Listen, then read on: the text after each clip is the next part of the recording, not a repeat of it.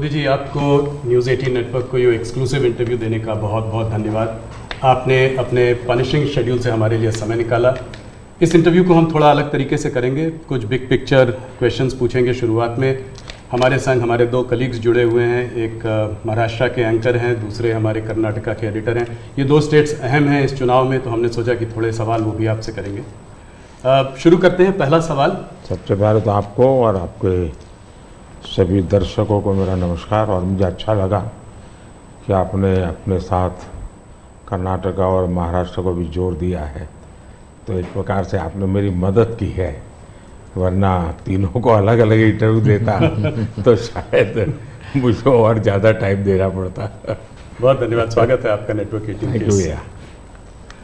पहला सवाल मोदी जी, हम लोग पूरे देश का भ्रमण कर रहे हैं, इधर उधर जा रहे हैं। हम लोग साउथ में थे, बिहार गए और भी महाराष्ट्र में भी थे, तो हर जगह ये देखा गया है कि चाहे विपक्ष से बात करें, चाहे आपके उम्मीदवारों से बात करें, लोग कहते हैं कि जब मोदी जी यहाँ आएंगे तो सब कुछ बदल जाएगा। अभी कुछ नहीं कह सकते, मोदी जी आएंगे तो हो सकता है स्वीप हो जाए, हो सकता है सीट निकल जाए। तो क्या 2024 के इस चुनाव को हम नरेंद्र मोदी पर एक रेफरेंडम की तरह देख सकते हैं, जनमत संग्रह की तरह देख सकते हैं? अब ये तो सारा खेल मीडिया के लोगों का होता है, किस समय किस प्रकार से एनालिसिस करना। लेकिन मैं इतना कहूँगा कि मैं कोई चुनाव के समय काम करने वाली सरकार नहीं चलाता हूँ। आप मेरा 10 साल का रिकॉर्ड देखेंगे तो एवरेज फ्राइडे, सैटरडे, संडे मैं हिंदुस्तान के किसी न किसी कोने में गया हूँ, जनता के बीच में रहा हूँ, और इसलिए मेरा जाना निरंतर चलता रहता है। और चुनाव में मैं मानता हूँ कि लोकतंत्र का उत्सव ऐसा है कि सभी राजनीतिक दलों का कर्तव्य है कि ज़्यादा से ज़्यादा लोगों के बीच जाएं, जाकर के एक प्रकार से प्रशिक्षण का काम होना चाहिए, संवाद होना चाहिए, विचार विमर्श होना चाहिए। तो मैं एक राजनीतिक क्षेत्र के कार्यकर्ता के नाते चुनाव या न हो, मैं इसे अपना कर्तव्य मानता हूं और इसलिए मैं जाता हूं। जहां तक ये 2 फेज का सवाल है, मैंने ऐसा जन समर्थन बहुत कम चुनावों में देखा है जो मैं इस बार देख रहा हूं।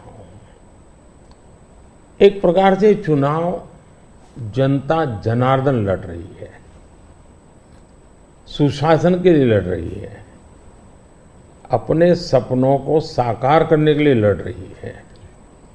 ऐसा मुझे लगता है, शायद मैं तो शायद एक निमित्त हूं। इस बार मेरा जरा ज़्यादा उत्साह है लोगों के बीच जाने का, और पहले के तुलना में शायद मैं ज़्यादा बार जाना भी चाहता हूं, इसलिए कि जो जनता जनार्दन इतने उमंग और उत्साह के साथ इतनी बड़ी जिम्मेदारी उठा ली हो, तो वो जनता जनार्दन को जाकर के उनको प्रणाम करना, नमन करना, उनका आशीर्वाद लेना, ये मुझे अपना कर्तव्य लगता है। और मैं देखता था जो फर्स्ट राउंड हुआ, तो मैंने किसी दोस्तों को कहा था कि पहले राउंड में ये हमारे खिलाफ जो लोग मोर्चा लगा करके बैठने की कोशिश कर रहे हैं, पहले राउंड में वो पस्त हो गए जी। और कल मैंने देखा दूसरे राउंड में ये ध्वस्त हो चुके हैं। यानी पहले लोगों ने पस्त कर दिया, अब ध्वस्त कर दिया। मोदी जी, जब कैंपेन की आपने शुरुआत की थी तो बड़े हाई नोट पे ये कैंपेन की शुरुआत हुई थी। आपने कहा, आपने अपने सरकार के पूरे काम का परिचय दिया, आपने डेवलपमेंट एजेंडा को लेकर आगे बढ़े, इकोनॉमी पर आपने जो है बहुत प्रकाश डाला, और इसके ऊपर बहुत काम हुआ भी है। अभी इधर उधर 1-2 चरण के बाद आते आते आपने जो है राजस्थान में एक रैली में एक कांग्रेस के मैनिफेस्टो पर एक डायरेक्ट अटैक किया। आपने ये तक कहा कि इनका एक स्कीम है जिससे कि ये वेल्थ डिस्ट्रीब्यूट करना चाहते हैं, ये पता लगाना चाहते हैं किसके पास कितनी जमा पूंजी है, किसके पास कितना पैसा है, किसके पास कितना सोना है, सिल्वर है, चांदी है, और उसको वो मुसलमानों में और घुसपैठियों में बांट देना चाहते हैं। क्या ये थ्रेट इतना रियल है? क्या आपको ऐसा दिखता है? मुझे लगता है कि शायद आपकी टीम ने मेरा पूरा कैंपेन को ट्रैक नहीं किया है, या शायद विकास की बहुत सी बातें ऐसी होती हैं जिसको शायद टीआरपी के हिसाब से बैठता नहीं होगा। लेकिन आपने देखा होगा कि मेरा पूरा इलेक्शन कैंपेन दो चीजों पर केंद्रित है। एक, हमने समाज कल्याण को लिए, लोक कल्याण के लिए क्या काम किए, और सबसे बड़ा फर्क है और सरकारों में ये सरकार में, वो ये है कि लास्ट माइल डिलीवरी ये हमारी विशेषता है। नीतियाँ तो कोई सरकारें बनाती है, कोई सरकार बुरा करने के लिए तो आती नहीं है, अच्छा करना चाहती है। लेकिन कुछ लोगों को अच्छा करना आता है, कुछ लोग अच्छा होने का इंतजार करते हैं। मैं ऐसा हूं कि मेहनत करके जो अच्छा हो करूं, मेरा हमेशा ऐसा रहा है। अब देखिए, मैं चुनाव में लगातार बोल रहा हूं कि हमने गरीबों के लिए 4 करोड़ घर बनाए। मैं इतना लोगों को कहता हूं कि आप इस चुनाव प्रचार में जाएं तो मेरी मदद करें कि जिसके घर बनाना भी छूट गया हो, हर गांव में एक तो निकलेंगे, उनकी सूची में ये भेजो, ताकि जैसे ही मेरा तीसरा टर्म शुरू होगा मैं इस काम को आगे बढ़ाना चाहता हूँ। 3 करोड़ घर और मैं बनाना चाहता हूँ।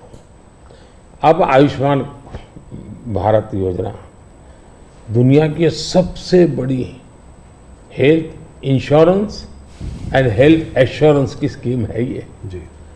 55 करोड़ लोगों को इलाज का भरोसा कि भाई अब आपको मोदी है, मोदी की सरकार है, 5 लाख रुपए तक का खर्च होगा, संभाल लेंगे। इस बार हमने मैनिफेस्टो में कहा है कि किसी भी वर्ग का, किसी भी समाज का, किसी भी बैकग्राउंड का व्यक्ति क्यों न हो, जिस भी परिवार में 70 से ऊपर की आयु के जो भी व्यक्ति होंगे, पुरुष स्त्री सब, उन सबको हम ये 5 लाख रुपए तक मुफ्त इलाज की सुविधा देंगे। इस बार हमने मैनिफेस्टो में ये भी कहा है कि जो आशा वर्कर हैं, आंगनवाड़ी वर्कर हैं, उनको हम इसका बेनिफिट देंगे। ट्रांसजेंडर जितने भी हैं, किसी भी आयु के क्यों न हो, हम उनको ये बेनिफिट देंगे। तो ये बात हम लोगों को बताते हैं। अब आप देखिए जी, हमारे देश में बैंकों का राष्ट्रीयकरण हुआ, ये जो मिलकर जब्त करने के खेल चल रहे हैं ना जी, पहले कर चुके हैं जी। सारी बैंकें प्राइवेट थी, लूट लिया रातों रात, गरीबों के नाम पे लूटा गया। लेकिन हमारे देश की बैंकें खस्ता हाल हो गई। आधे से अधिक आबादी ऐसी थी कि गरीबों के नाम बैंक तो लिया, लेकिन बैंक खाता नहीं था। ये मोदी ने आकर के 52 करोड़ बैंक के खाते खोले, और उसका सबसे बड़ा मैंने फायदा उठाया। खाते खोल करके आंकड़ा नहीं किया मैंने, जनधन, आधार और मोबाइल, इस ट्रिनिटी को लेकर के direct benefit transfer 36 lakh crore रुपए, आंकड़ा बहुत बड़ा होता है जी। 36 लाख करोड़ रुपए डायरेक्ट बेनिफिट ट्रांसफर लोगों के खाते में गए।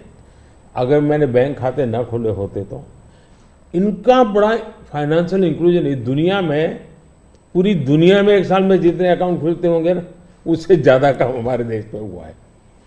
जल जीवन मिशन हमारे देश में जी 3-4% घरों में भी घर में नल से जल आता था, वो भी ज्यादातर अर्बन लोकेलिटी में। आज 14 करोड़ ग्रामीण परिवारों को नल से जल पहुंचा है। अब ये सारे काम है, 25 करोड़ लोग गरीबी से बाहर ऐसे ही नहीं आए जी। हमने उनको इतना सशक्त बनाया, और मेरी स्ट्रैटेजी यही है कि हम गरीब को इतनी ताकत दें कि गरीब खुद गरीबी को परास्त करे। और जब गरीब अपने मेहनत से गरीबी को परास्त करता है ना, उसके बाद उसको गरीबी में वापस नहीं जाना, ये संकल्प बन जाता है। और वो देश की शक्ति बन जाता है। आज हमें फायदा है, 25 करोड़ लोग गरीबी से बाहर आए, बहुत बड़ा अचीवमेंट है जी, दुनिया इसकी तारीफ कर रही है जी। और ये एक मॉडल बनेगा जी। ये जो डेवलपिंग कंट्रीज है उनके लिए मॉडल बनेगा जी। अब देखिए 2014 के पहले क्या हाल था। 2014 के पहले आपके सारे मीडिया वाले निकाल दीजिए, फ्रेजाइल फाइव यही हेडलाइन होता था जी। आज जी हम वाइब्रेंट इकोनॉमी बन गए। IMF ने दुनिया के 150 देशों का समूह, जिसमें चाइना भी है, हिंदुस्तान भी है, जिसको हम कहें कि एक डेवलपिंग कंट्रीज है या जो इमर्जिंग इकोनॉमी वाले देश हैं, ऐसा का एक समूह का उनको क्लासिफाई करके उन्होंने उसका एनालिसिस किया। बड़ा इंटरेस्टिंग है, यानी एक प्रकार से ये इंडिया का पीयर ग्रुप हम कह सकते हैं। अब देखिए क्या एनालिसिस है। 1998 इंडिया पर कैपिटा GDP इस पीयर ग्रुप से 30% के आसपास थी, यानी पूरा 150 देशों का देश है। उस समय अटल जी की सरकार थी, 98 में अटल जी की सरकार है। 98 से 2004 अटल जी के अपने कार्यकाल में ये 30% को 35% ले गए। अच्छा प्रोग्रेस हुआ, लेकिन दुर्भाग्य देखिए जी 2004 में ये सब खिचड़ी कंपनी आ गई और ये खिचड़ी कंपनी ने अटल जी की मेहनत जो थी उस पर पानी फेर दिया। 35% को 30 पर ले आ गए वो लोग। यानी इन सारी कंट्रीज ने भारत से ज्यादा अच्छा परफॉर्म किया और हमने बुरा किया। यूपीए की सरकार में भारत डेवलपिंग वर्ल्ड की अपेक्षा और गरीब हो गया। हमसे गरीब थे वो भी हमसे आगे निकल गए। लेकिन 2014 में हम आए, सरकार बनने के बाद 2019 तक में आपको खुशी होगी हम 30 पर से 37 पे पहुंचा दिया और 24 तक मैं जब पहुंचा हूं ये मामला 42% पहुंच गया है। यानी 30 छोड़ा था, हम 42 ले और ये हाईएस्ट है जी। यानी हमारी इनकम दुनिया के और देशों की अपेक्षा बहुत तेजी से बढ़ी है। अगर आप 10 साल के कालखंड में इन्फ्लेशन को भी ले, जो महंगाई की इतनी चर्चा करते हैं ना, तो ये 10 साल सबसे कम इन्फ्लेशन वाला कालखंड रहा है। ये मैं इतना सारा जो कहता हूं और हकीकत के आधार पर कहता हूं, कठोर परिश्रम करने के बाद अचीव किया है जी। पूरी सरकार को मोबिलाइज किया है और लक्ष्य को पार करने के लिए जी जान से जुड़ गए हैं। उसके बावजूद भी मोदी क्या कहता है? मोदी तो कहता है ये तो ट्रेलर है, मुझे तो और आगे जाना है और नई नई आकांक्षाएं और मैं बहुत तेजी से बढ़ना चाहता हूं देश को लेकर के। और कांग्रेस का जहां तक मैनिफेस्टो है, कोई मुझे बताए क्या चुनाव के अंदर पॉलिटिकल पार्टियों के मैनिफेस्टो ये कोई शोपीस के लिए होते हैं क्या? सचमुच में तो मीडिया का काम है कि हर एक पॉलिटिकल पार्टी के मैनिफेस्टो की बारीकी से जांच पड़ताल करें। मैं इंतजार कर रहा था कि मीडिया करे। पहले दिन मैंने एक कमेंट तो कर दिया था जी। मैं कोई आज कर नहीं रहा जी। कि भाई मुझे मैनिफेस्टो देख करके लगता है कि इस पर पूरी तरह मुस्लिम लीग की छाप है। तो मुझे लगा कि मीडिया चौंक जाएगा, जो एनालिसिस करने वाले चौंक जाएंगे, लेकिन पता नहीं अब उनकी व्यस्तता कुछ और है। मैनिफेस्टो में उनकी तरफ से जो परोसा गया उतना ही गुड़ी उछालते रहे। फिर मुझे लगता भी ये तो इकोसिस्टम का बड़ा मिलीभगत लगता है। अब मुझे सच्चाई लेकर जाना पड़ेगा। मैंने काफी 10 दिन इंतजार किया कि देश इस मैनिफेस्टो में जो बुराइयां हैं उसको कोई न कोई, क्योंकि निष्पक्ष तरीके से आता है तो अच्छा है। आखिरकार मुझे मजबूरन ये सच्चाइयाँ लेकर के आनी पड़ी। आप देखिए साहब, अब उनके एक महाशय ने अमेरिका में इंटरव्यू दे दिया, जी, इनहेरिटेंस टैक्स पर। तो इनहेरिटेंस टैक्स की बात ले आए, 55% टैक्स आपकी प्रॉपर्टी। अब मैं विकास और विरासत की बात कर रहा हूँ, ये विरासत को लूटने की बात करते हैं। तो मैं और वेल्थ रिडिस्ट्रीब्यूशन की बात करते हैं, और उनके आज तक का इतिहास है, वो करेंगे क्या? तो फिर मेरी जिम्मेवारी, मेरी रिस्पॉन्सिबिलिटी है कि मैं देशवासियों को बताऊं कि भाई ये इस दिशा में ले जा रहे हैं। अब आप तय कीजिए, जाना न जाना जनता जनार्दन का हक है, लेकिन मेरा दायित्व बनता है कि तथ्य के आधार पर, तर्क के आधार पर, उनकी हकीकतों के आधार पर मुझे बताना चाहिए, वो मैं बता रहा हूँ। सैम पिट्रोडा जी ने जो है इनहेरिटेंस टैक्स की बात की, जो हम लोगों की जमा पूंजी है, जब हम अपने लोग पूरा बचाते हैं अपने फैमिली के लिए, जब हम उसको अपने आने वाली जनरेशन को देंगे तो उस पर भी टैक्स लगेगा, और ये टैक्स बहुत बड़ा टैक्स हो सकता है। तो क्या आप कहेंगे कि बीजेपी अगर आएगी तो इस टैक्स को कभी नहीं लागू करेगी? भारतीय जनता पार्टी क्या करेगी, हमारे मैनिफेस्टो में साफ हमने लिख करके लाए हुए। अब उन्होंने कहीं सगुफा छोड़ दिया तो मैं भी वो झंडा लेके घूमूंगा, ये सवाल आपके मन में कैसे आ जाता है? भारतीय जनता पार्टी की विचारधारा साफ है जी। हम अपनी विचारधारा के आधार पर कार्यक्रमों को लेकर के, मैनिफेस्टो को लेकर के देश के सामने जाते हैं। कृपा करके ऐसे महाशयों के विचारों को हम पर मत थोपिए भाई।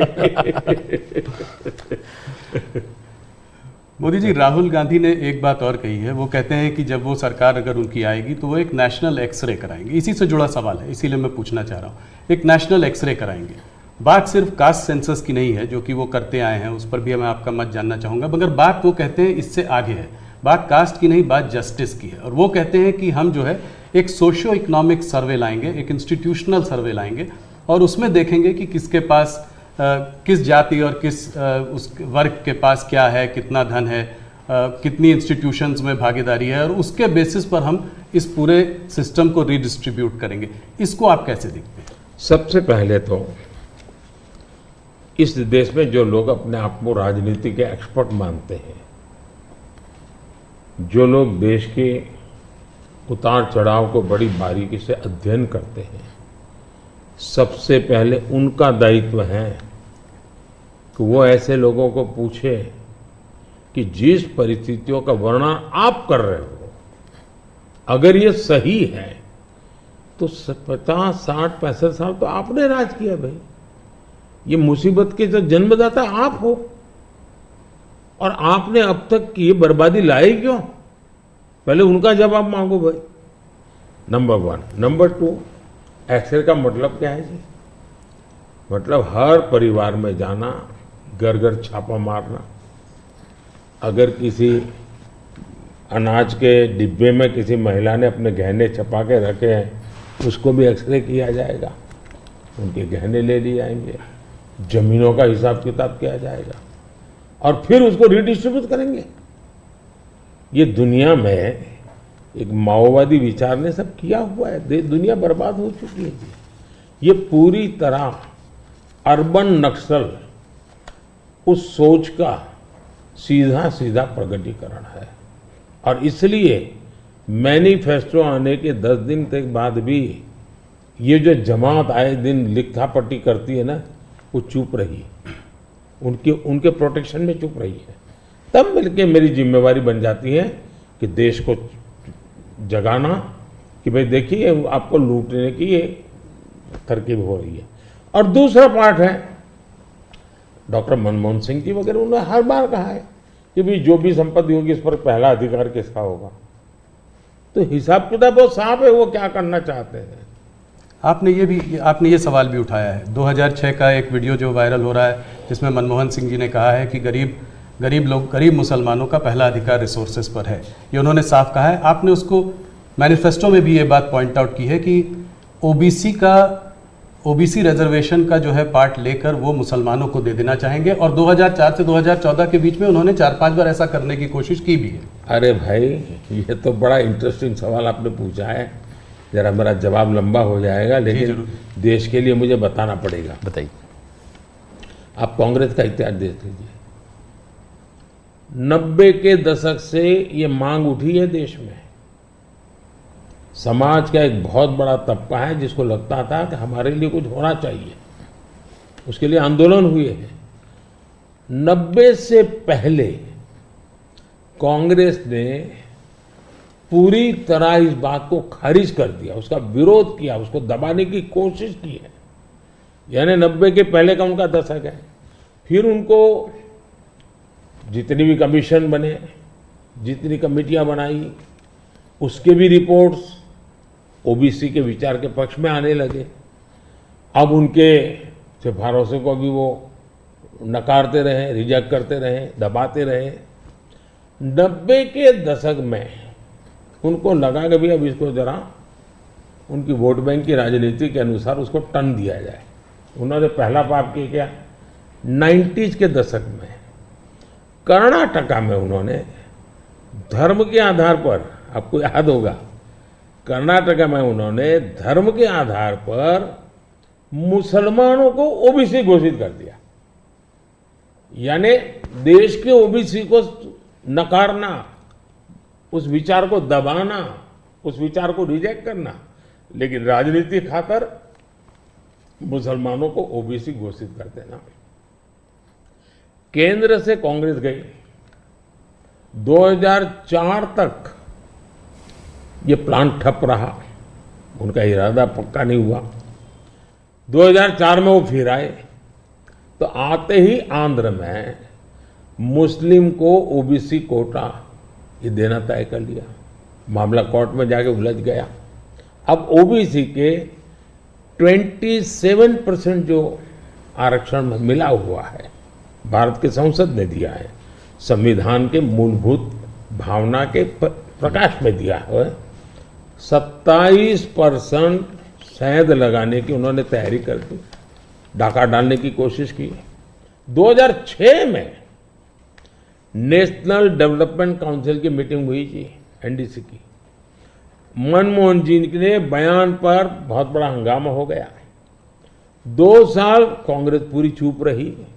2009 के घोषणा पत्र में फिर से इसका जिक्र किया। 2011 में कैबिनेट नोट है इसका, 2011 के कैबिनेट नोट में ओबीसी के 27% हिस्सा डाका डाल करके उसमें से मुसलमानों को दे देना उन्होंने तय किया जी। 2012 यूपी चुनाव में भी उन्होंने इसकी एक असफल कोशिश की, फायदा नहीं हुआ। 2012 आंध्र हाईकोर्ट ने इसको रिजेक्ट कर दिया, रद्द कर दिया, कानूनी जजमेंट आ गया। एससी में गए, सुप्रीम कोर्ट में गए, वहां भी उनको कोई रिलीफ नहीं मिला। 2014 के घोषणा पत्र में भी धर्म के आधार पर आरक्षण की बात कही है, जबकि हिंदुस्तान का संविधान जब बना तब तो कोई आरएसएस वाले, बीजेपी वाले संविधान सभा में नहीं थे। बाबा साहब आम्बेडकर जैसे लोग बैठे थे, पंडित नेहरू जैसे बैठे थे, सरदार वल्लभ भाई बैठे थे, देश के कई महापुरुष बैठे थे। उन सब ने लंबे चिंतन के बाद तय किया था कि भारत जैसे देश में धर्म के आधार पर आरक्षण नहीं दिया जा सकता। 2024 के चुनाव में आप देख रहे हैं उनका मैनिफेस्टो, और मैंने कहा इस पर पूरी तरह मुस्लिम लीग की छाप है, यानी मुस्लिम लीगी नीतियां उन्होंने अपना शुरू किया। अब ये जो उन्होंने स्थितियां बनाई हैं, मुझे बताइए कि देश के लोगों को ये जिस प्रकार से संविधान की धज्जियां उड़ा रहे हैं, जिस प्रकार से लोग बाबा साहब आम्बेडकर को अपमानित करते हैं, एससी एसटी के आरक्षण पर भी खतरा, तलवार लटका देते हैं, ओबीसी का तो जीना मुश्किल कर देंगे। क्या मुझे देश की जनता को प्रशिक्षित करना चाहिए कि नहीं करना चाहिए? मैं सभी जो भी विद्वान लोग हैं, जो कलम के धनी हैं, जो निष्पक्ष हैं, उनका ये दायित्व बनता है कि ऐसे समय देश को वो एजुकेट करें, सही चीजें बताएं। कांग्रेस का कहना है कि उन्होंने ऐसा स्पेसिफिकली नहीं बोला है, जो कि उन्होंने मैनिफेस्टो में बोला है। उसमें लिखा है कि इनकरेज और असिस्ट करेंगे स्टूडेंट्स को, बिलोंगिंग टू द माइनॉरिटीज़। उन्होंने ये कहा है कि will ensure minorities receive there fair share of opportunities, ये बोला है। तो इसको आप कैसे पढ़ते हैं, मतलब उनके मैनिफेस्टो को? मुझे पकड़ने की जरूरत नहीं, मैंने 1990 से आपको हिसाब दिया है भाई। जी, 1990 का हिसाब देखोगे, उसके बाद आप क्या कहोगे मुझे? अब मुझे उसमें एनालिसिस करने की जरूरत ही नहीं पड़ती। जी, आपको 1990 से लेकर के डॉक्टर मनमोहन सिंह जी के 2009 के बयान तक और सारी चीजों को एक टेबल पर लेकर के देखोगे तो आप बिल्कुल इसमें से क्या निकालोगे भाई? मैं नहीं निकाल रहा हूं, जी। हर एक को यही निकालना पड़ेगा भी हाँ, मतलब कि एक करके यहां जाएंगे वो। और ये जो भागीदारी की बात करते हैं इंस्टीट्यूशंस में कि जजेस ओबीसी नहीं है, मीडिया में ओबीसी का रिप्रेजेंटेशन कम है, इसको आप कैसे देखते हैं? अब मुझे बताइए, जो 2014 में हम आए, हमने ऐसी कोई नीति बनाई है क्या जो जिसके कारण किसी को रुकावट हो जाए? तो ये उनके पाप है, उनके पापों को देश भुगत रहा है। अगर उन्होंने सच्चे अर्थ में सेकुलरिज्म किया होता, सच्चे अर्थ में सामाजिक न्याय किया होता, वोट बैंक की राजनीति न की होती, तो ये उनको आज इस प्रकार से झूठे कागजों को लेकर के घूमना नहीं पड़ता। जी, मुझे विश्वास है कि 10 साल से मैं जो कर रहा हूं, स्थिति ऐसी आएगी कि जितनी बातें हैं उनका जवाब हम ही देंगे, कर के देंगे, हर एक को योग्य न्याय देंगे। आज हमारे पहले देश के राष्ट्रपति आदिवासी कैसे बने हुए?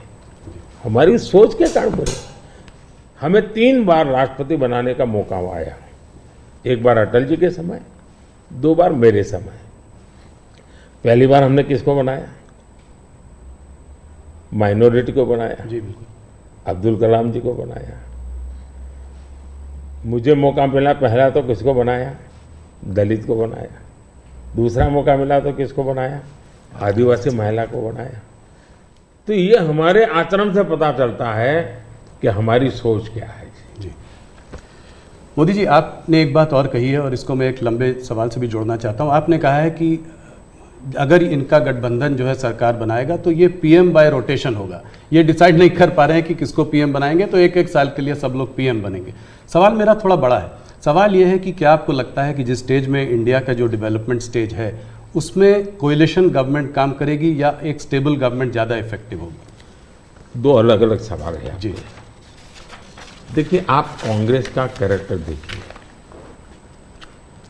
उनके यहाँ राजस्थान में पार्टी के अंदर आंतरिक संघर्ष था, तो उन्होंने फॉर्मूला बनाई 2.5 साल मुख्यमंत्री की। 2.5 साल एक मुख्यमंत्री रहेंगे, 2.5 साल दूसरे ये राजस्थान में फॉर्मूला बनाई थी, नॉन फॉर्मूला है।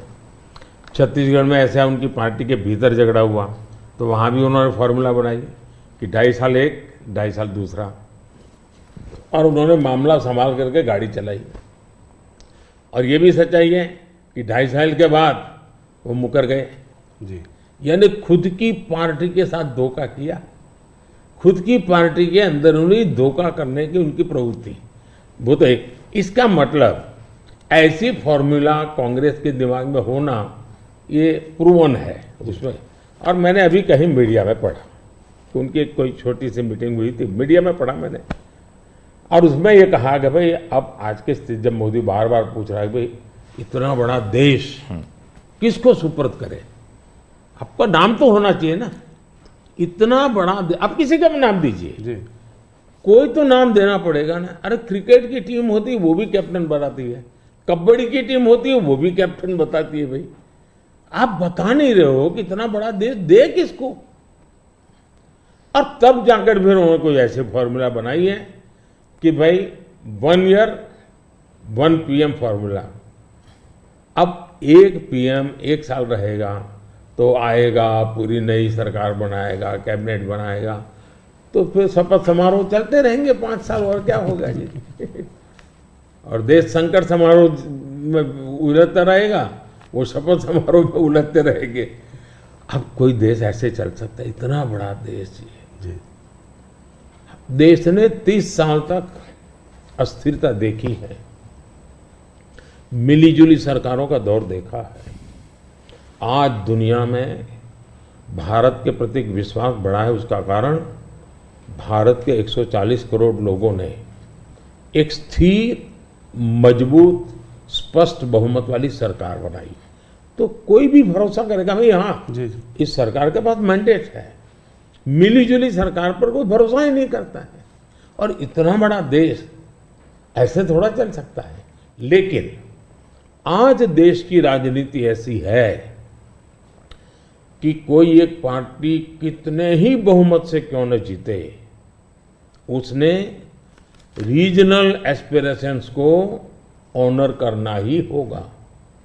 और इसलिए हमें पूर्ण बहुमत मिला, फिर भी हम सरकार एनडीए की बनाते हैं, एनडीए के साथियों को लेकर के बनाते, क्योंकि एक पार्टी को पूर्ण बहुमत मिलने के बाद भी देश के राजनीतिक उज्जवल भविष्य के लिए, देश के लोगों के एस्पिरेशंस के लिए, रीजनल एस्पिरेशंस को उतना ही रिस्पेक्ट देना चाहिए, उतना ही हिस्सा देना चाहिए। और ये कैरेक्टर एनडीए ने डेवलप किया है, भारतीय जनता पार्टी ने करके दिखाया है।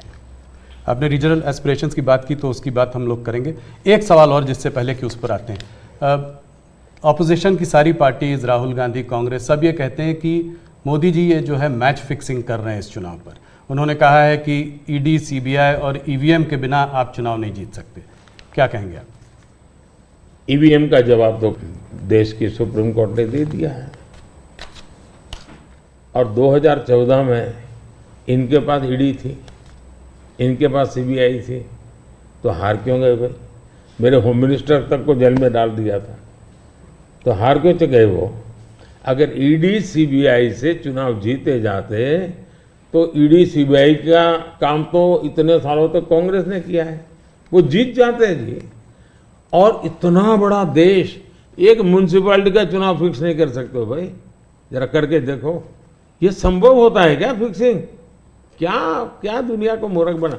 लेकिन दुख इस बात का है कि ऐसी बातें करने वालों को आप मीडिया के लोग उनको पूछने के बजाय हमको पूछते हो।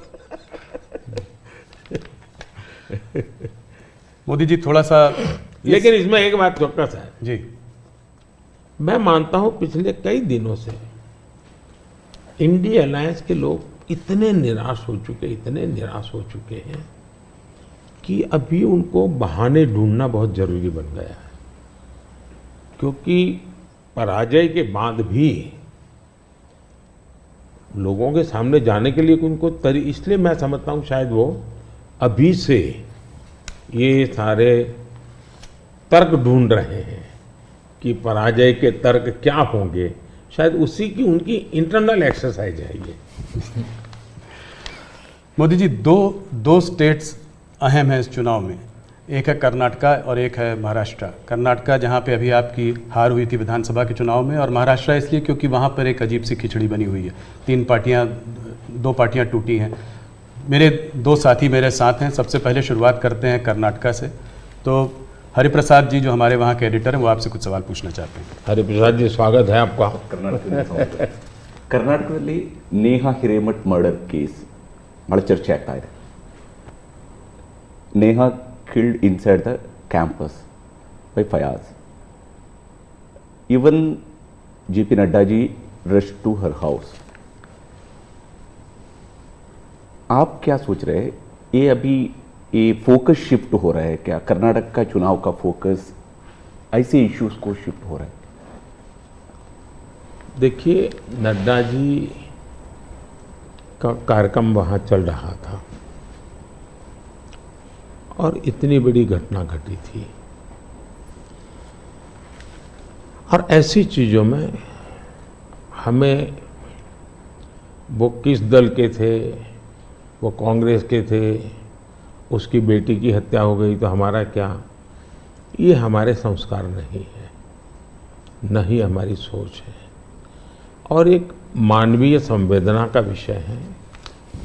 और मैं मानता हूँ कि अच्छा हुआ अध्यक्ष जी ने इतनी चुनाव की आपाधापी में भी उनके सांत्वना देने का प्रयास किया है। ये पूरी तरह मानवीय व्यवहार है। मैं भी अब मैं बताता हूँ कि शायद कौन सा चुनाव है मुझे याद नहीं है, लेकिन राहुल जी का कहीं पर हवाई जहाज में कुछ गड़बड़ हुआ तो मुझे पता चला, तो मैंने तुरंत उनको फ़ोन किया। मैंने कहा भाई आपको कुछ दिक्कत हुई है, क्या हुआ है? ये हमारा कर्तव्य बनता है। मैं गुजरात का मुख्यमंत्री था और दमन में मैडम सोनिया जी, फिर हमारे अहमद पटेल साहब, वो सारे लोग, उनका हेलीकॉप्टर एकदम से क्रैश कर गया। मुझे पता चला, मैंने तुरंत फ़ोन किया। मैंने कहा मैं यहाँ से आपको एयर एम्बुलेंस भेजता हूँ। तो अहमद भाई ने मुझे कहा नहीं, अभी बिल्कुल हम लोग सलामत हैं, ये बात ठीक है, हेलीकॉप्टर को नुकसान हुआ है लेकिन हमें कुछ तकलीफ नहीं हुई है। एक बार सोनिया जी काशी गई थी इलेक्शन कैंपेन में और वहाँ उनको तबीयत एकदम ख़राब हो गई, तो मैंने तुरंत यहाँ से सबको भेजा। मैंने कहा भाई देखो क्या मामला है, या तो हवाई जहाज दो उनको। तो ये एक तो मेरे संस्कार भी हैं और मैं मानता हूँ कि ये राजनीति से परे होते हैं चीज़ें। तो मेरे लिए किसी भी परिवार में आपत्ति आ जाए, ये हमारा राजनीति से ऊपर उठ करके ही व्यवहार होना चाहिए जी। Regarding the guarantee schemes, in Karnataka, Congress promised 5 guarantees, and they, after coming to power, they delivered that one. They, as per their promise, they are delivering that one. Now, whereas in BJP is more. In the last election, you lost there. Only 66 seats you were able to win there. BJP able to win there. Now again, Yediyurappa जी का leadership और उसका बेटा का leadership में ज़्यादा focus हो रहा है। इसका वजह से थोड़ा सा बीजेपी के अंदर भी कुछ लोग नाराज भी है उधर। वो एक्चुअली आपका मन में कर्नाटका में अभी बीजेपी कितना सीट जीत सकते हैं, क्या है? नंबर 1, यस, कर्नाटका की जनता पश्चाताप कर रही है कि हमने इतनी बड़ी गलती कर दी, इनको बिठा दिया। तो जन समर्थन हमारा कम नहीं हुआ है, जन समर्थन हमारा बढ़ा है, लेकिन इन्होंने इतने ही कम समय में सीएम कौन, अभी भी वो बात सेटल नहीं हुई है। शपथ हुआ है सीएम का लेकिन सेटल नहीं हुआ है। अपने आप को सीएम मानने वाले लोग बहुत है उसमें। अब कानून व्यवस्था देखिए, चरमरा गई है, बम ब्लास्ट हो रहे हैं, हत्याएं हो रही हैं, आर्थिक स्थिति पूरी तरह कंगालियत की स्थिति में है। वादे तो बड़े बड़े कर दिए उन्होंने और फिर टैग लगाए, ऐसा होगा तो ये मिलेगा, वैसा होगा तो नहीं मिलेगा। मतलब आप जनता के साथ धोखा भी कर रहे हो। जब हमने कहा कि भाई हम इन लोगों को आयुष्मान कार्ड देंगे, मतलब देंगे, फिर इफ्स एंड बट लगा करके उसमें बेईमानी नहीं करनी चाहिए।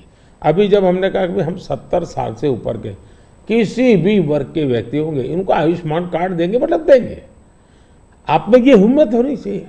उन्होंने किसानों की जो योजना थी वो रद्द कर दी, किसान सम्मान निधि।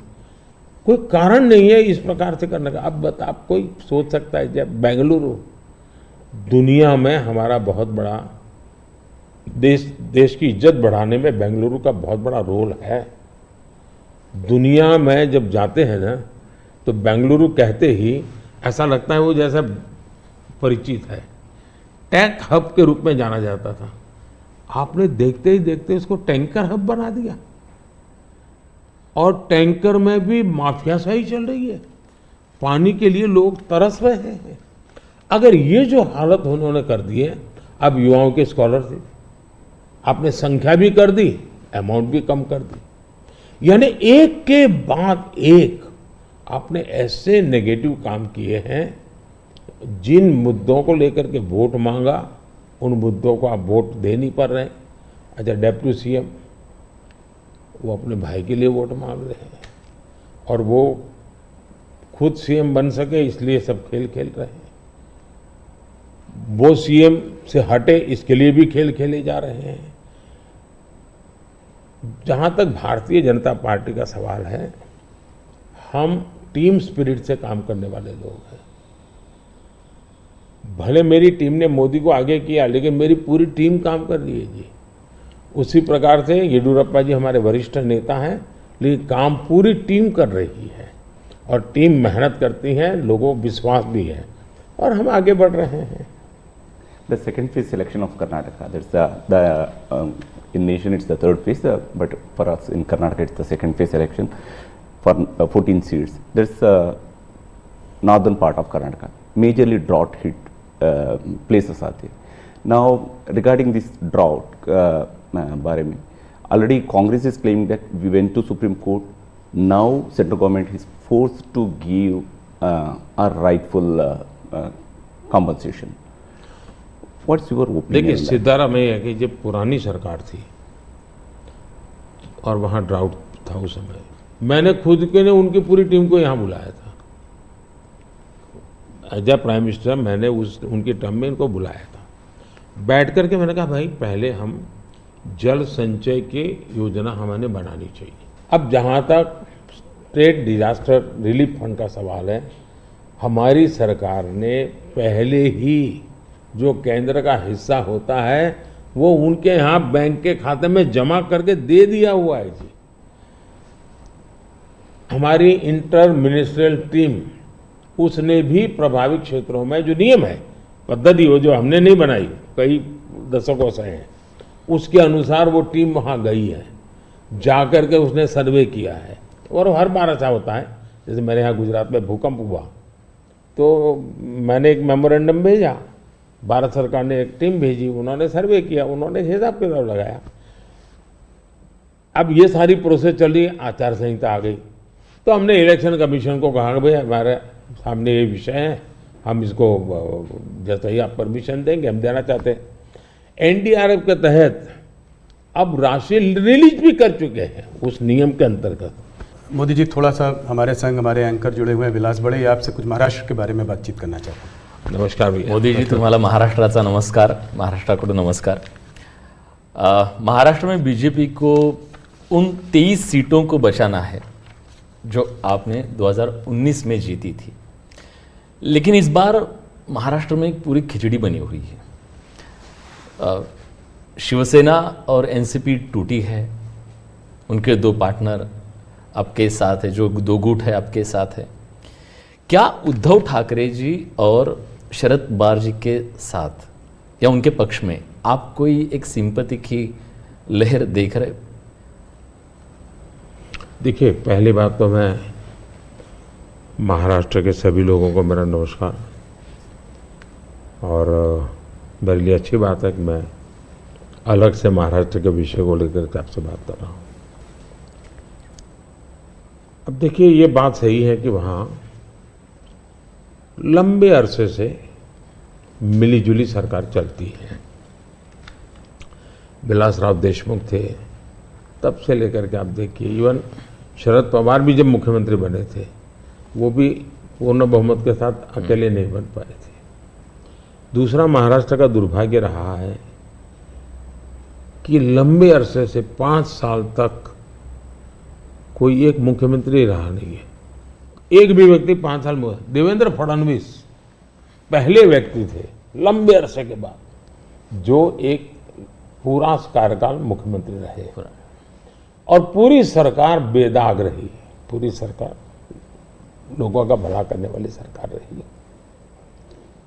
अब सिंपैथी हमारे साथ होनी चाहिए कि जो लोग हमारे साथ चुनाव लड़े, जो लोगों ने हमारे साथ चुनाव लड़ करके महाराष्ट्र के लोगों से वोट मांगा, लेकिन मुख्यमंत्री बनने के खुद के व्यक्तिगत महत्वाकांक्षा के कारण और उसमें अहंकार भर गया, इसके कारण आपने बाला साहब ठाकरे के जमाने से बनी बनाई इस जोड़ी को धोखा दे दिया, और उसका लोगों को गुस्सा है, बीजेपी के प्रति सिंपत्ति है। दूसरा, शिवसेना के अंदर जो तूफान खड़ा हुआ या एनसीपी के अंदर जो तूफान खड़ा हुआ, वो साफ साफ दिखता है कि जब आप अपने परिवार के लोगों को ही प्राथमिकता देते हैं और बाकियों को नहीं देते हैं, तो कभी न कभी तो कठिनाई पैदा होती है। शरद राव के घर में जो मुसीबत है उनके पारिवारिक झगड़ा है, भतीजा संभाले कि बेटी संभाले। यहाँ भी इनका झगड़ा यही है कि भाई और कोई सक्षम नेता ऊपर आए कि खुद का बेटा भले अभी जैसे यहाँ एक परिवार में कांग्रेस के चल रहा है उस पर, तो वो झगड़ा उनका है जी। और मैं मानता हूँ हमारा देश इस प्रकार के पारिवारिक झगड़ों के प्रति नफरत करता है, सिंपैथी नहीं करता है। तो ये बिल्कुल ही आप सिंपैथी शब्द लेकर के सिंपैथी दिलवाने की अगर कोई कोशिश करता है तो मैं समझता हूँ वो भी फेल जाने वाली है। लोग नफरत करते हैं, लोग ऐसी चीजों को स्वीकार नहीं कर सकते कि भाई ये तुम्हारे घर के झगड़े तुम घर में निपटो ना, महाराष्ट्र को क्यों बर्बाद कर रहे हो। तो गुस्सा है। दूसरी बात है, जहां तक आज शिंदे जी के नेतृत्व में जो सरकार चल रही है, भारतीय जनता पार्टी का ज्यादा सीटें होने के बाद में उन्होंने त्याग किया। त्याग महाराष्ट्र की भलाई के लिए किया है। कुछ लोगों को लगता था कि हम सीएम बनना चाहते हैं, नहीं, पर हम सीएम बन सकते, नहीं बने हैं। महाराष्ट्र की जनता को हमने कन्विंस किया है कि हम महाराष्ट्र के लिए जीते हैं, हमारे लिए नहीं जीते हैं। और इस चुनाव में ये सिंपैथी हमारे पक्ष में है कि इतना बड़ा दल, एक मुख्यमंत्री, सफल रहा हुआ मुख्यमंत्री, वो आज डिप्टी सीएम बन करके भी एक प्रकार से खुद के सम्मान को छोड़ करके आज भारतीय जनता पार्टी सिर्फ और सिर्फ महाराष्ट्र के उज्जवल भविष्य के लिए। और मैं मानता हूं हमारे देश में बंगाल बर्बाद हो गया, कोलकाता एक इकोनॉमी को ड्राइव करता था, लेकिन वहाँ इस प्रकार की उठापटक की राजनीति ने बर्बाद कर दिया। बिहार और उत्तर प्रदेश अस्थिरता की राजनीति ने तबाह करके रख दिए थे। महाराष्ट्र को इस हालत में जाने नहीं देना चाहिए। मुंबई देश की आर्थिक राजधानी है, हमें देश हित में भी महाराष्ट्र में मजबूती के साथ आगे बढ़ना चाहिए। और ये बात हम महाराष्ट्र की जनता को समझा रहे हैं, उनको कन्वे कर रहे हैं, और महाराष्ट्र की जनता बहुत पॉजिटिव रिस्पॉन्स दे रही है जी। ओके। महाराष्ट्र में बीजेपी, शिवसेना और एनसीपी की महायुति बनी है, लेकिन इस चुनाव में आखिरी समय तक सीटों की खींचातान बहुत चल रही है। अभी तक टिकट का वितरण भी बहुत जगह पे नहीं हुआ है। ये महायुति पर एक बड़ा सवाल नहीं है खड़ा करता? मुझे लगता है ये जो पहले दो वाक्य बोले ना, उसके सिवाय बाकी सब जो बता रहे वो उन लोगों का प्रॉब्लम है। वहाँ सीटें तय नहीं हो पा रही हैं, वहाँ निर्णय नहीं हो पा रहा है, वहाँ पैरेलल चुनाव लड़े जा रहे हैं। इस बाजू तो ऐसा ही नहीं, बीच बाजू तो चल पड़े हैं लोग, मिलजुल करके सीटें तय कर करके चल पड़े हैं जी, और वेल इन एडवांस कर दिया है। शिवसेना, बीजेपी और एनसीपी, ये तीनों ने इसको कर लिया है। सामने जो नकली पार्टियों का मेला मिलाप है वहां नहीं हो पा रहा है जी, उल्टा है। कितनी सीटें देखते हैं आप महाराष्ट्र में? पिछली बार 41 आई थी, इसलिए पूछ रहा हूँ ये सवाल। हम बहुत ताकत के साथ आगे बढ़ रहे हैं। वोट भी बढ़ेगा, सीट भी बढ़ेगी। सर, 2017 में आप ही की सरकार ने शरद पवार जी को पद्म विभूषण दिया था, जो देश का सेकेंड हाईएस्ट सिविलियन ऑनर है। लेकिन पिछले मंगलवार को शरद पवार जी ने एक कह दिया, मराठी में ते मराठीत असं म्हणाले की मोदी जी देशाचे नवे पुतीन आहेत, आप नए पुतीन बन रहे हैं।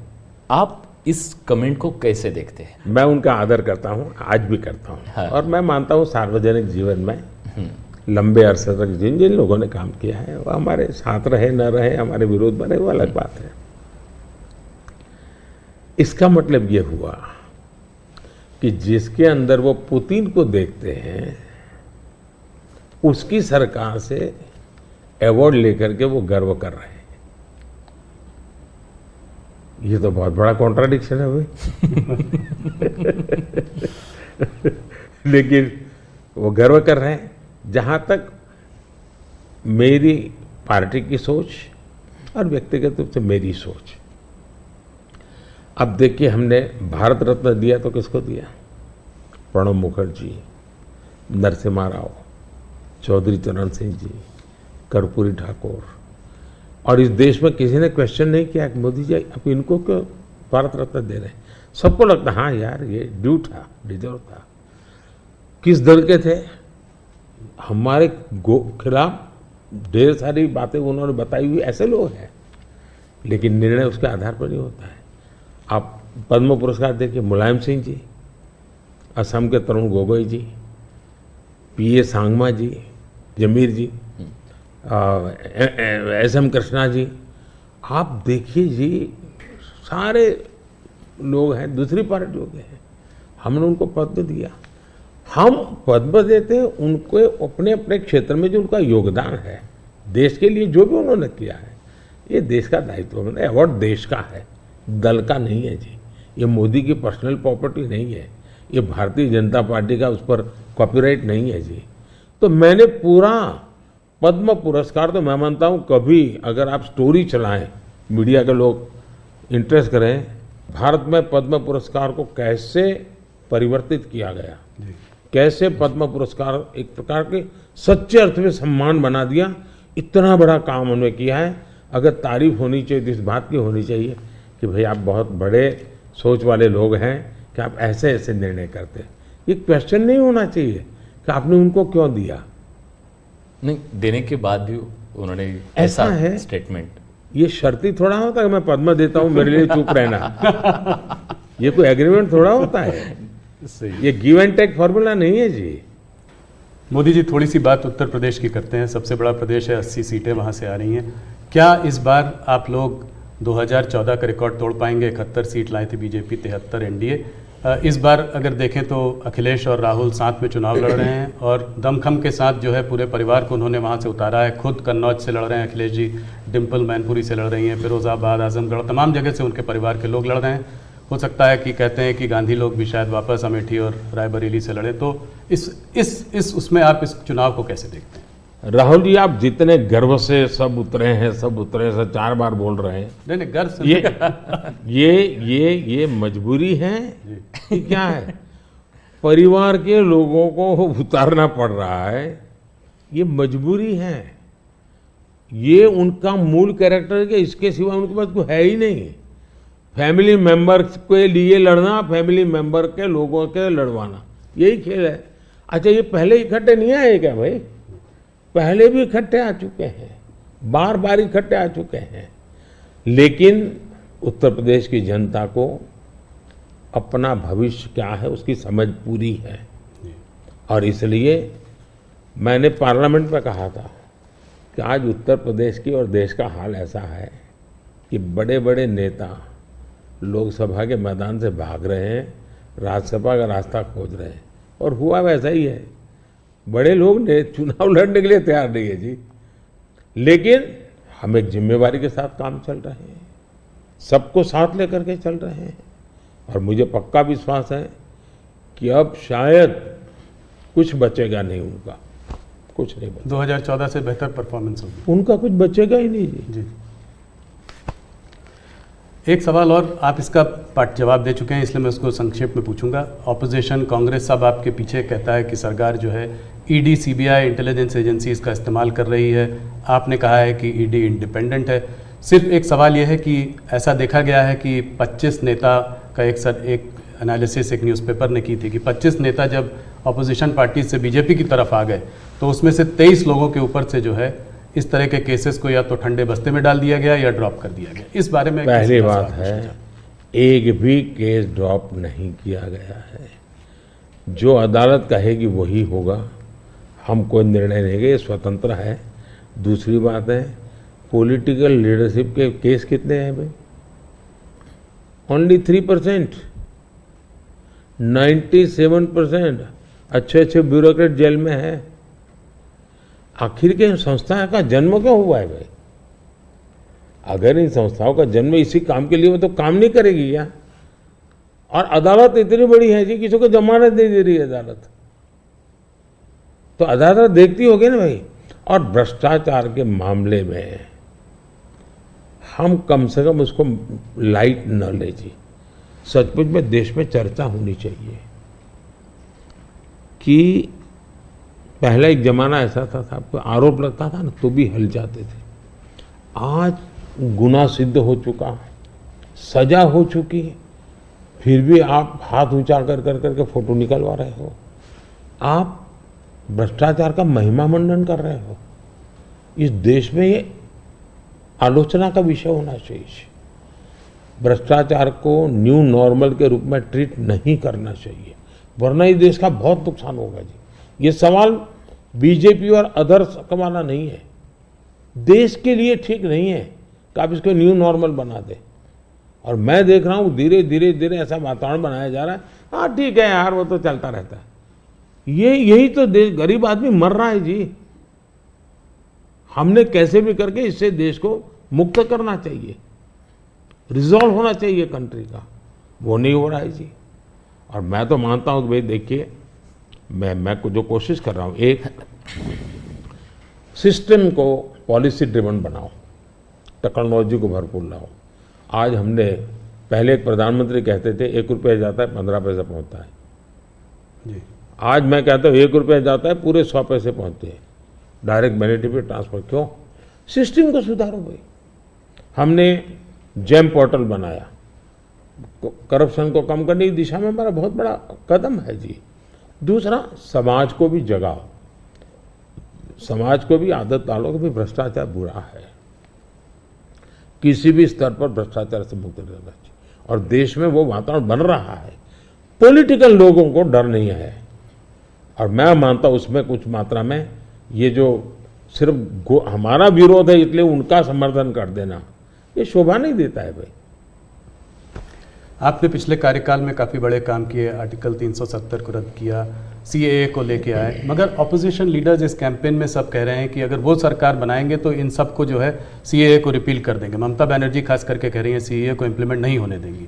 इसको आप कैसे देखते हैं?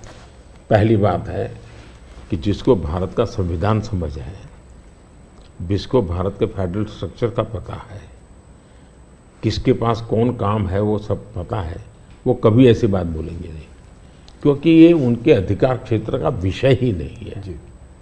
अगर मोदी भी राज्य का मुख्यमंत्री होता है तो नहीं कर सकता है जी। जो भारत सरकार के विषय है वो भारत सरकार करेगी, जो राज्य सरकार के विषय होते हैं वो राज्य सरकार करेगी। लेकिन जनता को मूर्ख बनाने की फैशन हो गई है, जनता को अंधेरे में रखने, इसलिए वो कुछ भी बोलते रहते हैं। दूसरी बात है, मैं चैलेंज करता हूं कांग्रेस पार्टी कल प्रेस कॉन्फ्रेंस करके बता दें कि हम 370 वापस लाएंगे, क्योंकि 370 हटने के बाद ये लोग संविधान की इतनी बड़ी बातें करते हैं ना जी। बाबा साहब अम्बेडकर के नाम पर, हमको इतनी गालियां देते हैं। हिंदुस्तान में बाबा साहब अम्बेडकर का संविधान पूरे देश में लागू नहीं हुआ था। जम्मू कश्मीर में 70 साल तक भारत का संविधान नहीं लगा है। ये हमने आकर के भारत के संविधान, और वहाँ दलितों को पहली बार आरक्षण मिल रहा है जी। वाल्मीकि समाज वहाँ रहता है, वहाँ पहली बार आरक्षण मिल रहा है। ये सब क्या बातें करते हैं जी। और उनकी हिम्मत है क्या, वो प्रेस कॉन्फ्रेंस करके बोले कि हम 370 फिर से वापस लाएंगे। हिम्मत है तो कोई भी दल हिम्मत है तो आ जाए मैदान में। मोदी जी, बंगाल की तरफ चलते हैं। वेस्ट बंगाल में जो है इस बार चुनाव काफ़ी जोरों में लड़ाई हो रही है। पिछली बार जब आप 2019 में 18 सीट लाए थे 42 में, तो लोग चकित रह गए थे, लोगों को उम्मीद नहीं थी कि आप 18 सीट लाएंगे। इस बार आपके एक नेता ने कहा है कि 36 सीट आ सकती है। राजनाथ जी ने मुझसे इंटरव्यू में कहा था कि 36 सीट आ सकती है। कैसे देख रहे हैं इस वक्त माहौल को? देखिए, जहां तक लोगों का चकित वाला जो आप कह रहे हैं ना, उनका प्रॉब्लम यह है कि मुझे 10 साल हो गए, अभी भी वो मानने को तैयार नहीं कि देश की जनता ने मोदी नाम के किसी व्यक्ति को प्रधानमंत्री बनाया।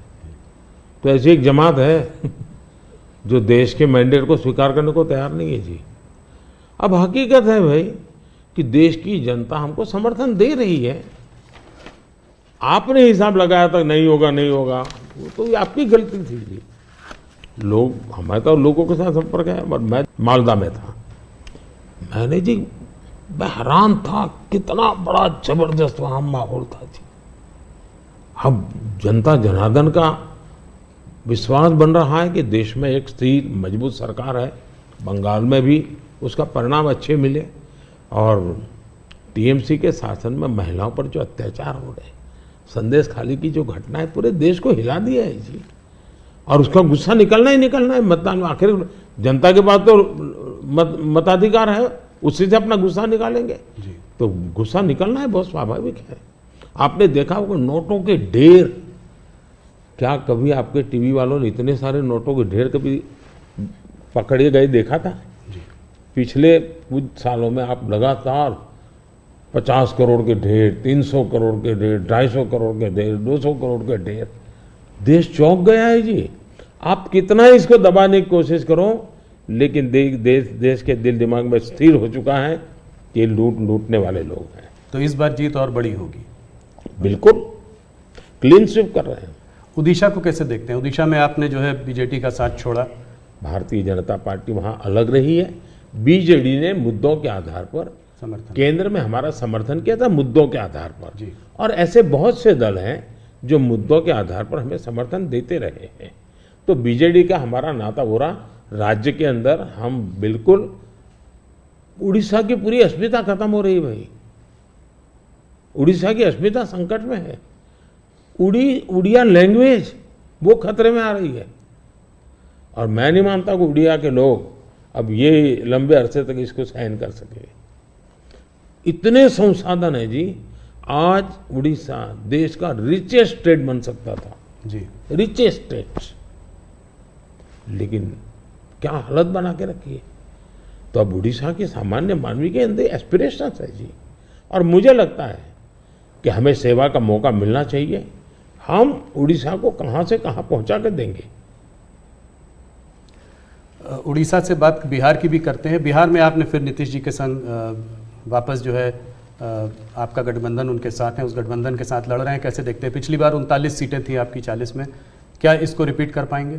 पहले एक तो हम चुनाव असेंबली का साथ लड़े थे जी, बाद में वो कहीं गए, फिर वापस आए। तो हम जो जनता का मैंडेट है उसके अनुसार साथ में है जी, जहां तक जन समर्थन का सवाल, कल मैं बिहार में ही था, जी, जो जन समर्थन में देख रहा हूँ जी, अनप्रेसिडेंटेड। इतनी गर्मी में कोई पैंडल नहीं, कुछ नहीं, जी, और लाखों लोग जिस प्रकार से इस बात से जुड़े हुए हैं, मैं साफ देख रहा हूँ जी कि बिहार में पहले हम एक आध सीट शायद हार जाते थे, शायद इस बार एक भी नहीं हारेंगे। 40 में 40, एक भी नहीं हारेंगे। बहुत बड़ा बयान है। मोदी जी, एक आध पर्सनल सवाल आपसे करना चाहूँगा। आपने बहुत इलेक्शन देखे हैं, आप गुजरात में लंबे समय रहे हैं, ये आपका तीसरा चुनाव है सेंटर में। मैंने देखा है कि समय समय पर चुनाव से आप पर पर्सनल अटैक अक्सर होते जाते हैं। कहीं पे कभी बोला जाता है मोदी को गोली मार दो, कभी बोला जाता है सर फोड़ दो। अभी हाल फिलहाल में राहुल गांधी ने भी आप पर आपको कुछ ऐसे शब्द बोले हैं जो कि पर्सनल अटैक के तौर पर उनको भी देखा जा सकता है। ये ऐसा मोदी के साथ क्यों होता है? मोदी के साथ क्यों हो रहा है इसका जवाब तो मेरे पास नहीं है, लेकिन ये सवाल मोदी को क्यों पूछना चाहिए? ये सवाल इस देश में चर्चा का होना चाहिए कि सार्वजनिक जीवन में आखिर मोदी का गुनाह क्या है? वो पीएम बना वही गुनाह है ना। मतलब आप जो भी गाली देते हैं प्रधानमंत्री को दे रहे हैं। अब प्रधानमंत्री को इस प्रकार से सर फोड़ देंगे या कभी मेरी माँ को गाली देना, कभी ये। और मैं हैरान हूँ जी, भारत के राष्ट्रपति पर भी किस प्रकार का कटाक्ष किया गया था। शर्म आए इस प्रकार की भाषा का प्रयोग किया था। मैं हमेशा मानता हूँ जी, मतदाता ही मेरा परिवार है, देश ही मेरा परिवार है, और मैं सकारात्मक राह से जा रहा हूँ। लेकिन जो ऐसा कर रहे हैं उस पर तो मैं आप लोगों पर छोड़ता हूँ, देशवासियों पर छोड़ता हूँ कि इन लोगों की तरफ कैसे देखना चाहिए। मोदी जी, अगर एक सवाल मैं ये समझना चाहूँ कि ये जो तीसरा टर्म होगा आपका, वो पहले दूसरे से अलग कैसे होगा? पहला कार्यकाल मेरा कैसा गया, तो बस सामान्य मानवी की जो जरूरतें थी उनको मैं एड्रेस करना चाहता था। मैंने उस दिशा में काम किया, और उस समय देश के अंदर एक निराशा का वातावरण था, सरकार के प्रति नफरत का वातावरण। भाई सरकार यानी निकम्मी, मुझे विश्वास भरना था। मैंने उस पर काम किया, मजबूती लाया। जो दूसरा कार्यकाल था वो मैंने कुछ परिणाम दिखाए, लोगों को विश्वास भर दिया कि हम आगे बढ़ सकते हैं। हम दुनिया के अंदर एक कॉन्फिडेंस लेवल आया है देश में, वो कॉन्फिडेंस एक बहुत बड़ी ताकत है। अब आगे जो मेरा कार्यकाल है, मुझे ये जो हताशा में से विश्वास में परिवर्तित हुआ, आकांक्षा में परिवर्तन हुआ, जो एस्पिरेशंस के अंदर परिवर्तित हुआ, अब मुझे देश को तीसरी आर्थिक महाशक्ति बनाना है। लेकिन ये जब मैं 11 से 5 पे लाया, उसी की कंटिन्यूटी है जी। जी ये मैं 5 वर्ष और निकम्मा और 3 वाला अच्छा, ऐसा नहीं हो सकता जी। तो पहले मनमोहन सिंह के समय पर 11 तक थे, हम जोर लगा करके 5 पर ले आए, अब जोर लगा करके 3 पर ले जाएंगे। तो हम हर चीज में कंटिन्यूटी करना चाहते हैं। अब जैसे बिजली, हमने बिजली पहुंचाने का बड़ा अभियान चलाया, बिजली पहुंचा दी। अब मेरा लक्ष्य है पीएम सूर्यघर योजना और 0 बिजली बिल, और मैं हर घर पर सोलार सिस्टम लगे, और मैं सिर्फ बिजली का बिल 0 चाहता हूं, इतना ही, मैं 3 चीजें चाहता हूं। एक, हर परिवार का बिजली का बिल 0 हो। दूसरा, अतिरिक्त बिजली जो हो वो बेचे, कमाई करे। तीसरा, जमाना इलेक्ट्रिक व्हीकल का आएगा। मुझे आत्मनिर्भर होना है एनर्जी के सेक्टर में, और इसलिए मैं चाहूँगा जिसके पास भी स्कूटी हो, मोटर हो, जो भी हो, उसका चार्जिंग अपने घर में ही हो जाए और सोलार से हो जाए। मतलब आज उसका जो ट्रांसपोर्टेशन का महीने का 1000-2000 रुपया खर्चा आता है, वो भी 0 हो जाए। ये त्रिविध बेनिफिट नागरिक को और देश को, पर्यावरण का बेनिफिट, देश को आज पेट्रोलियम इंपोर्ट करने का जो अरबों अरबों डॉलर जा रहे हैं बाहर, वो बंद हो जाएगा। तो मल्टीपल बेनिफिट वाला योजना। अब जैसे स्टार्टअप हब, मैन्युफैक्चरिंग हब बनाना है मुझे, इनोवेशन हब बनाना है, यानी मैं एक बिल्कुल नए एरिया पर देश को ले जाना चाहता हूँ, और बड़े कॉन्फिडेंस का, और विजन मेरा क्लियर है, मुझे कोई दुविधा नहीं, मेरे पास तय है। नेक्स्ट 100 डेज जो है, 4 जून के बाद 100 डेज में मुझे क्या काम करना है अभी से मेरे पास क्लियर है। 5 साल में क्या करना है क्लियर है। 2047 में विकसित भारत बने, क्लियर है। इसलिए मैं कहता हूं 24/7 फॉर 2047, ये मेरा मिजाज है। इस पर अलग से एक चर्चा करनी पड़ेगी आपको हमारे ग्रुप के साथ। आज विलास मुझसे सुबह एक सवाल पूछ रहे थे, मैंने कहा आप मोदी जी से खुद ही पूछना डायरेक्ट। आपने आपकी पूरी यात्रा में बहुत सारी कठिनाई का सामना किया है। ऐसी हालत में भी आप टफ डिसीजन लेते हैं, ये कैसा कर पाते हैं? देखिए, मैं टफ डिसीजन वगैरह नहीं लेता हूँ, मैं सही डिसीजन लेता हूँ। कोई टफ डिसीजन होते नहीं, सही होते हैं। किसी को टफ लगे, किसी को ना लगे, ऐसा हो सकता है। लेकिन फिर भी मैं सोचता हूँ कि ये सब कैसे होता है। जैसा अचरज आपको होता है, मुझे भी होता है कि मोदी ये कैसे करता है। फिर मैं सोचता हूँ नहीं, शायद परमात्मा ने ही मुझे इस काम के लिए भेजा हुआ है। मुझसे जो कुछ भी है वो कोई ईश्वरीय शक्ति करवा रही है, और वो ईश्वरीय शक्ति, ईश्वरीय प्रेरणा से मैं करता रहता हूँ। ये कोई परमात्मा की देन है। परमात्मा ने मुझसे कुछ काम लेना तय किया है, किसी पर्पज के लिए परमात्मा ने मुझे भेजा है, और इसलिए मैं ये जो बाकी तूफान चल रहा है उससे बहुत परे रहता हूँ। लेकिन इस तूफान में शांत कैसे रहते हैं? वही, मैं उससे परे रहता हूँ। मुझे शायद परमात्मा ने यही राह दिखाई है कि तुम उन चीज़ों में मत उलझो, तुझे कोई बड़ा काम करना है, तुम अपने काम में लगे रहो। तो परमात्मा का निर्देश है, परमात्मा की इच्छा है, परमात्मा की योजना है, और शायद ये उसी का मैं एक निमित्त हूँ, कुछ नहीं हूँ। Thank you. इसी से जुड़ा सवाल था कि आपको हम लोग देखते हैं, हमको आपका शेड्यूल मिलता है, आप इतना ट्रैवल कर रहे हैं, दिन में 5, 4, 6 रैली, वो भी कोई इस प्रदेश में तो कोई दूर दूसरे प्रदेश में, तो इस सब में आप फिट कैसे रहते हैं? कौन सी ऐसी शक्ति है जो आपको ये दृढ़ संकल्प दे रही है आगे बढ़ने का? पहली बात तो मैंने कहा ना कि ये मैं नहीं कर रहा हूँ, ये ईश्वर ने तय किया हुआ है। ईश्वर ने मुझे शायद इसी काम के लिए भेजा है।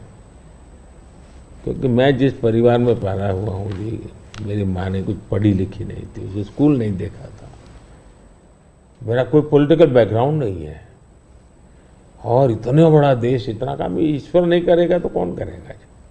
और मेरे लिए दो ईश्वर हैं, एक जिसको हम देख नहीं पाते हैं और दूसरे वो जो जनता जनार्दन है। मैं जनता जनार्दन को भी ईश्वर का ही रूप मानता हूँ, और दूसरा परमात्मा के प्रति मेरी अपार श्रद्धा है। शायद परमात्मा ने मुझे इस काम के लिए भेजा है, जनता जनार्दन ने आशीर्वाद दिया है, शक्ति दी है। जहाँ तक मैं काम क्यों कर पाता हूँ, मैं मेरे लिए जीता नहीं हूँ, न मैं मेरे लिए जन्मा हूँ।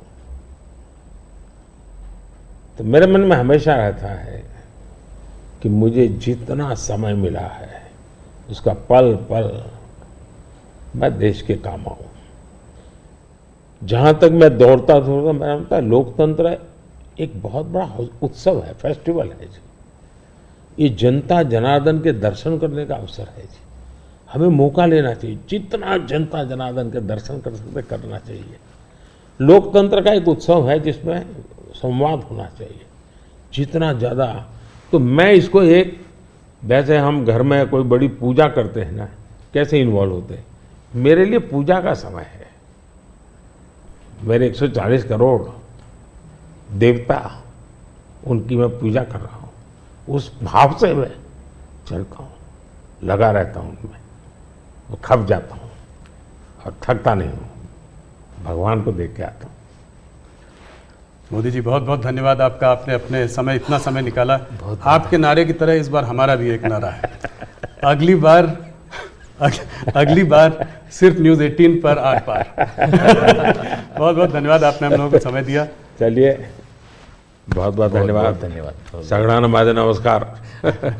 सगळ्या महाराष्ट्रातल्या जनतेला